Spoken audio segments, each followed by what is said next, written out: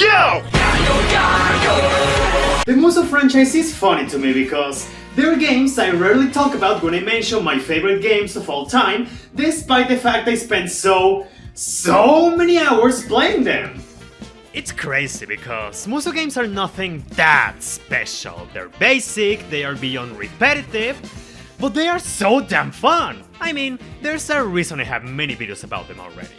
I especially love it when they take a franchise I like as a reference, because it gives me instant dopamine seeing my favorite characters in action and how they make each and every single one of them very unique.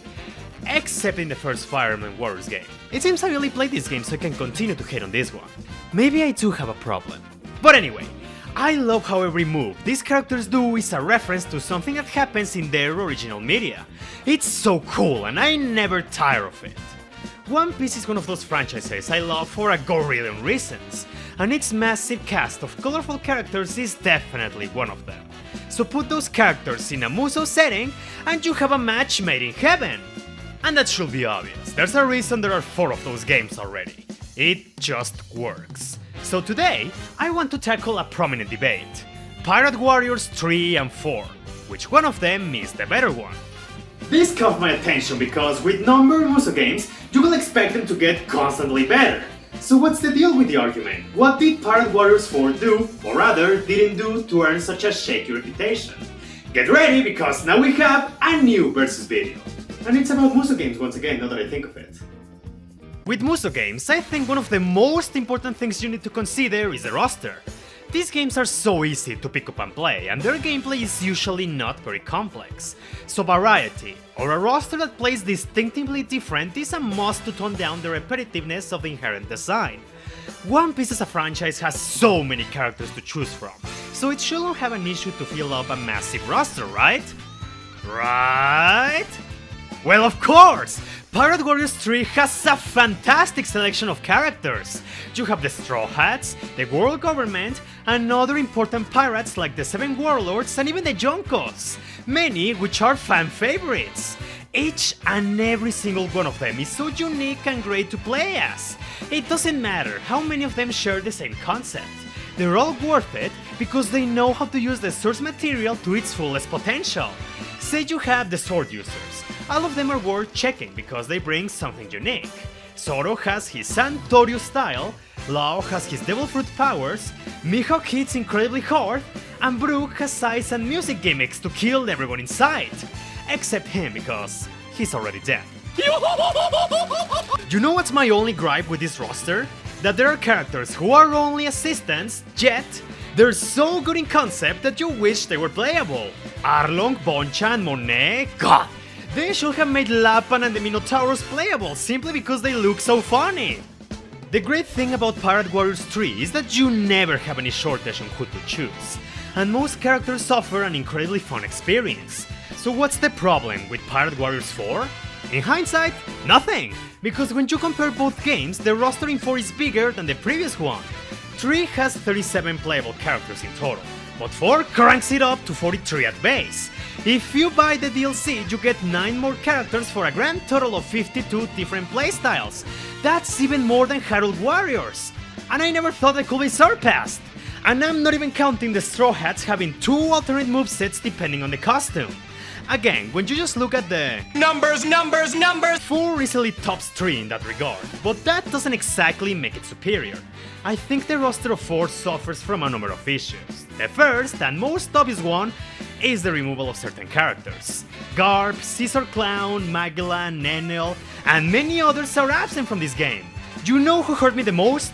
Perona. Fuck! This is also tied with another problem 4 has, and that is the removal of many arcs from One Piece. All of East Blue, Skypiea, Impel Down, Fishman Island, and Punk Hazard are only mentioned through the story mode, also removing many stages based on those stories. But back to the roster, that doesn't mean the newcomers are bad at all. Oh no, there are some that are genuinely good. Carrot and Cavendish are exhilarating to play as. Reiju has some crazy AoE attacks, and Kaido is a fucking beast! Literally!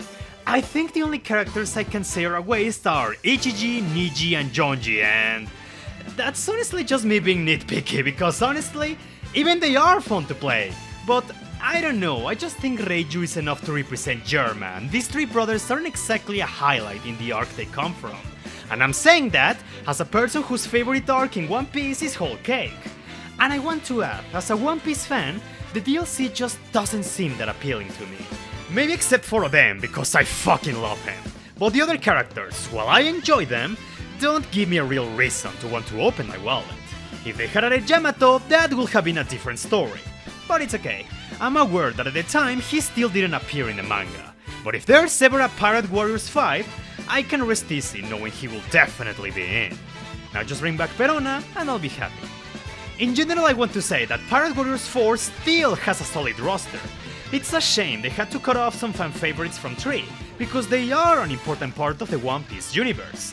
But at least I appreciate 4 tried to make up for it, and more than that, it also tried to give the returning ones a fresh coat of paint, and the results are kinda mixed. But I'll get to that later, because first, let's give a look at the mechanics.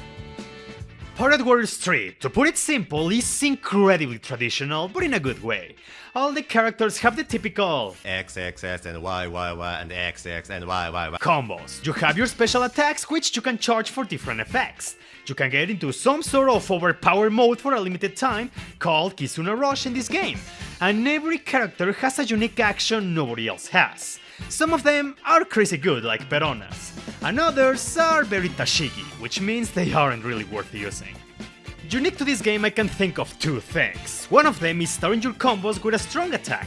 They're usually shorter, but it adds an extra layer of variety, which I appreciate. But the real meat and bones from 3 is the Kizuna Rush crew system. Throughout the game, you're always tagged in with certain characters. The more habit you cost, the more their special bar will charge. At certain point, they can join in after you finish your combo and use a finishing move to cause some extra damage.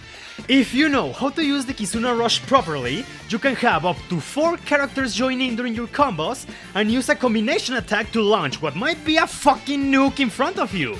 Pirate Warriors 3, in true essence to Musou games, is very simple. But it's the movesets and unique mechanics that make it so satisfying to play. Almost every character is very easy to get adapted to. The feel of the game is so damn satisfying, and the complementary stuff just makes the overall experience way too fun. Pirate Warriors 4, instead of expanding upon that, took an unexpected turn, and instead removed the Kizuna Rush partner system from 3. But to compensate for it, it added a new set of mechanics. Aerial combat is a new addition to this game, where all characters have access to a jump button, and from there, they can use a new array of moves. Some characters are excellent with this, while others are better staying on the ground since they barely get any new combos. Why, you may ask? That takes us to another change from this game. Every playable character is classified in 1 of 4 different classes. Power, which deals a ton of collateral damage. Speed characters, of course, are very fast and have the longest combo chains. Technique types who are more gimmicky and often rely on a specific setup to be very effective. And finally, Sky, which are simply the best in aerial combat.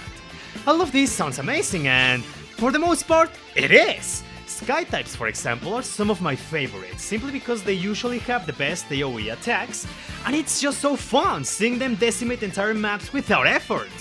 Speed characters are also great, just because they can blaze through the map at high speeds. And see, that's a thing. 4 also introduced a dash and a stamina meter. I personally really love these mechanics. The dash in particular is excellent for traversing through the terrain. It takes a while to get used to, but once you do, it's almost insane how fast you can clear maps with this mechanic, which is only better when Sky and Speed characters come into the equation, because they use it the best to their advantage. I love it! But then you have power characters which, honestly, their main gimmick barely feels like it does a difference.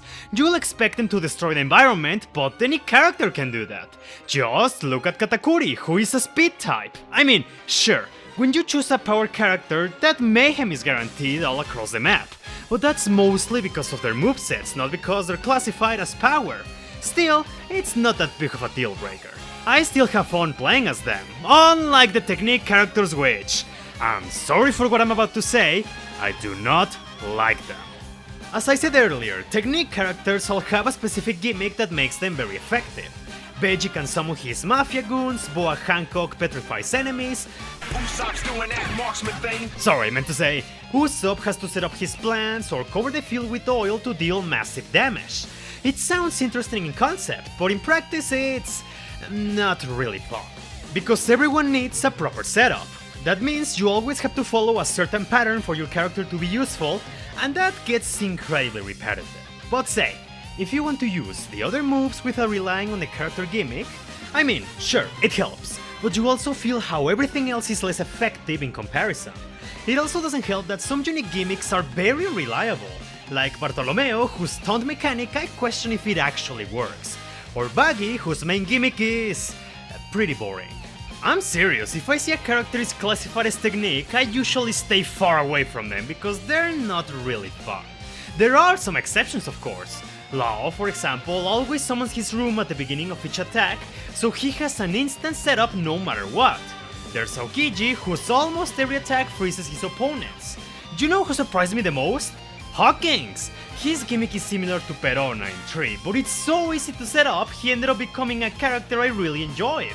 But still, at the end of the day, technique characters upset me because they basically neuter many characters that were previously very fun to play, as they added extra steps to achieve what was perfectly fine in the previous game.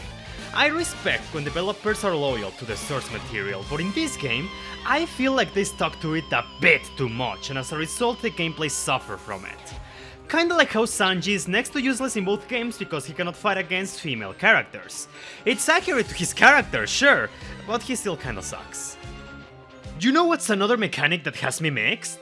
Full force bursts. Say that fast 3 times. Full force burst, full force burst, full force fuck. In general, this mechanic is good. It's basically the same as the Kizuna Rush minus the partner mechanics. All characters get different effects depending on their type.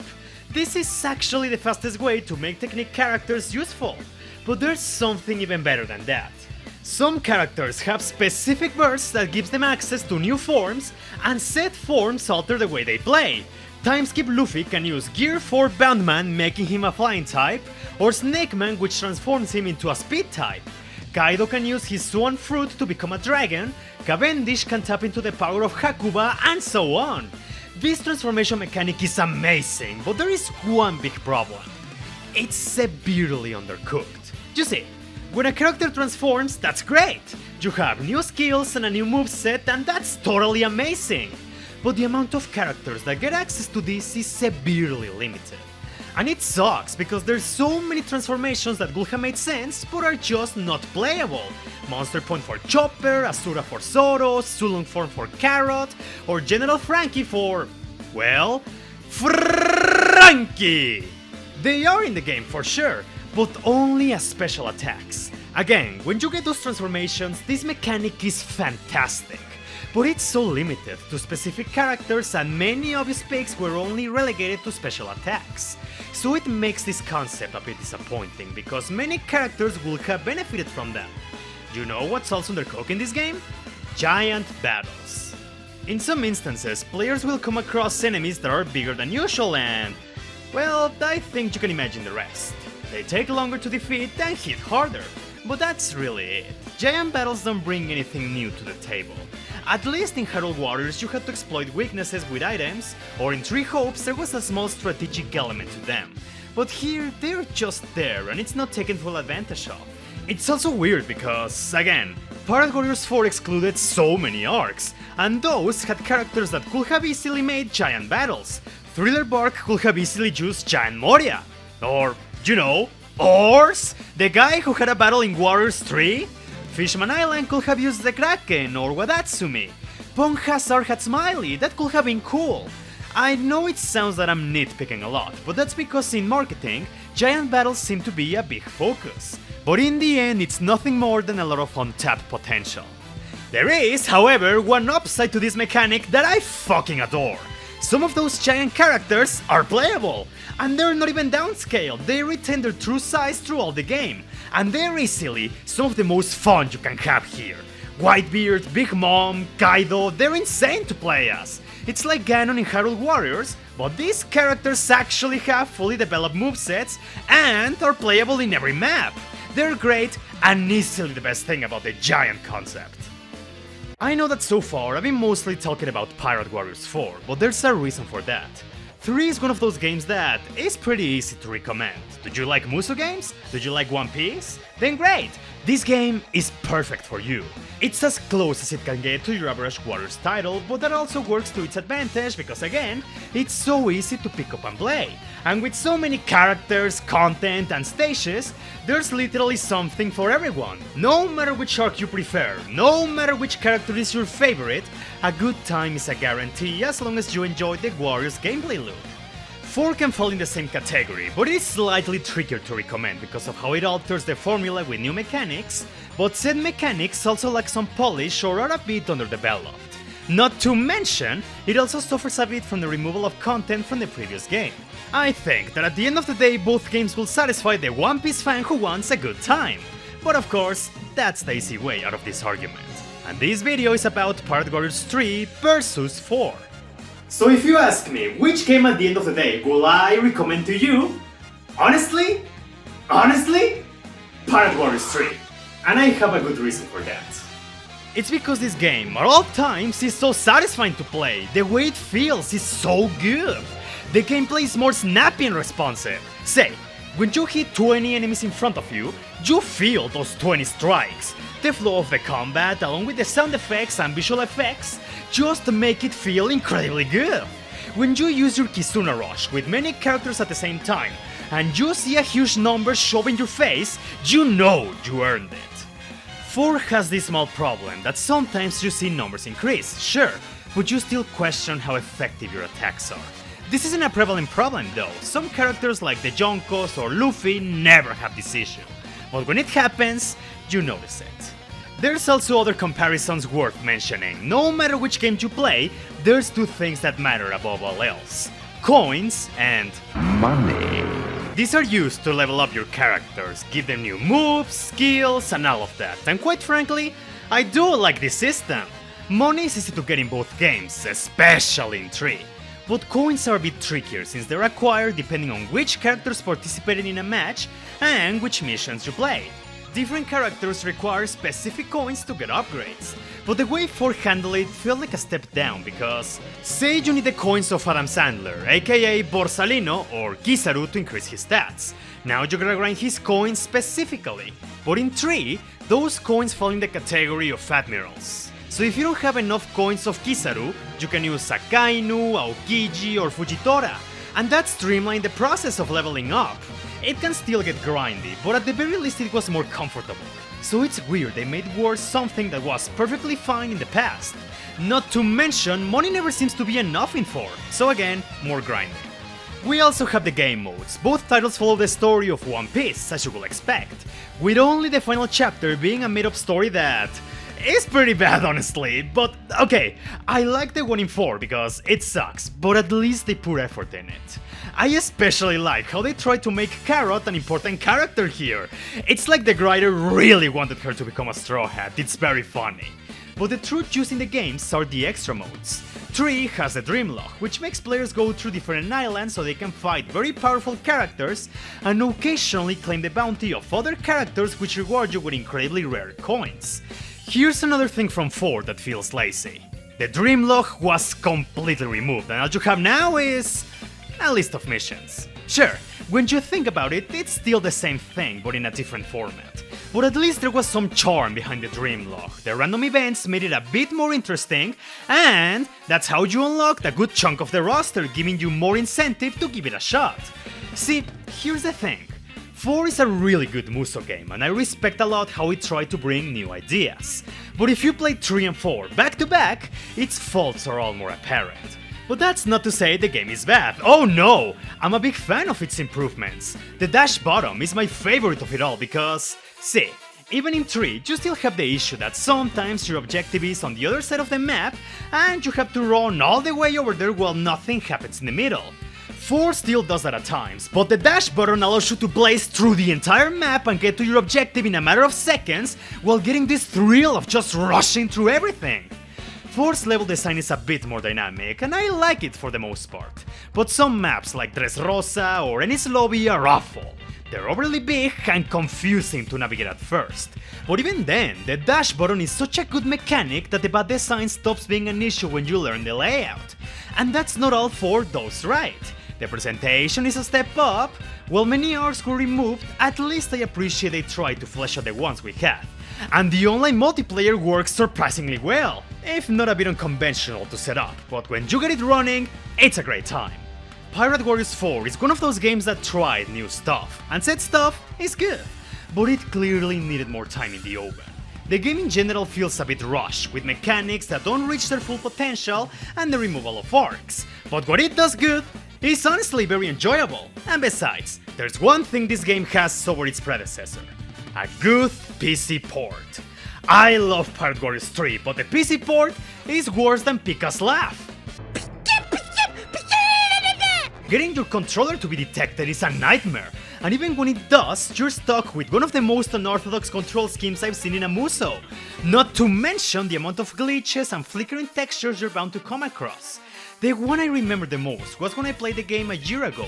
I defeated the Flamingo in the final battle, and the ending cutscene never loaded. So technically speaking, I still haven't beaten this game because of a glitch. So if you want to play Pirate Warriors 3, get it on anything but PC.